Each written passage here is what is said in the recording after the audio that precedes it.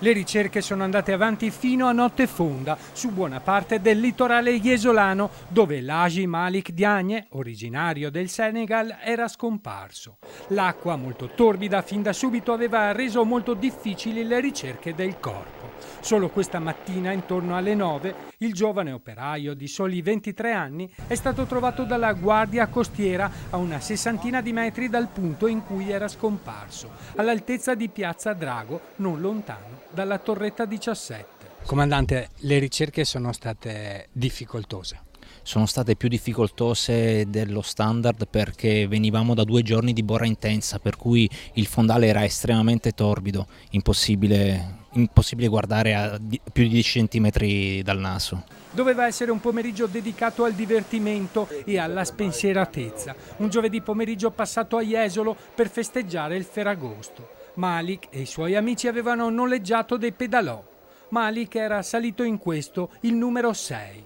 I ragazzi si erano spinti al largo per giocare e fare tuffi. Qualcuno di loro aveva indossato il giubbino galleggiante. Malik invece non lo aveva perché sapeva nuotare. Dopo un tuffo, però, il 23enne non è più tornato a galla. Praticamente erano in 3 barche, erano 12-13 di loro praticamente.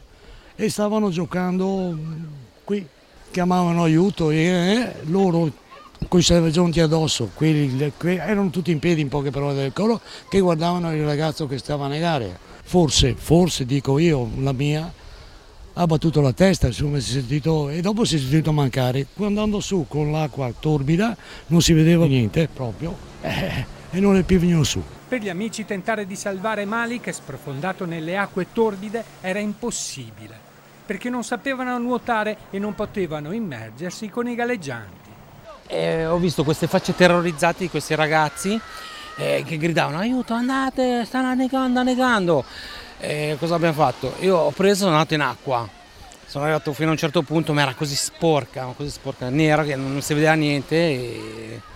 E l'Haji Malik Diagne era residente a Ceggia, ma domiciliato con la famiglia a Ponte di Piave, dove lavorava con un contratto a tempo indeterminato come operaio in un'azienda metalmeccanica. Spetterà ora al magistrato decidere se effettuare nelle prossime ore l'autopsia sul corpo del giovane per capire quali siano state le esatte cause di questa tragedia.